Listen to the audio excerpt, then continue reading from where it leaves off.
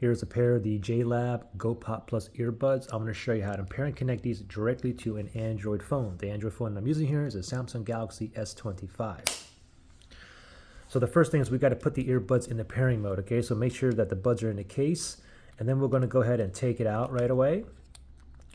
And if you're not currently connected to any Bluetooth device, then it should, one of these buds should be blinking blue, white, blue, white, blue, white, and the other one should be solid, okay? But I'm not getting nothing here. The reason why I'm not getting nothing here is because I'm connected to a different device. So in order for me to put this in the pairing mode, I need to go to my old phone. But there's two things I can do. First way is I can go to my old phone where I'm connected to, go to my settings here. This is an iPhone here. Go to settings, go to my Bluetooth settings here.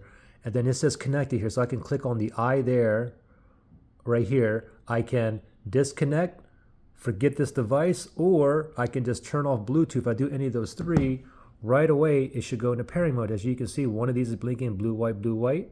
The other one should be solid. Another way we could have done this was we could have factory reset these, okay? But anyway, these are in pairing mode. Let me grab my Android phone here. I'm gonna go to my Bluetooth settings here.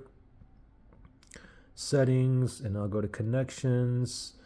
I'm going to go to Bluetooth right there. Make sure Bluetooth is turned on, and that spinning thing there is searching for a device that's in pairing mode that is near me. Okay, they're still in pairing mode. It's blinking blue, white, blue, white, and I found the JLab Go Pop Plus right there. Let's tap on that, and you get a pairing request, and I'll tap on pair. Sometimes when you're in the pairing mode too, you'll get a pop-up where you can just connect, okay? Or you can just go to settings and connect this way as well. And it says it's connected for calls and audio, and you can see I have 100% battery juice on these earbuds here.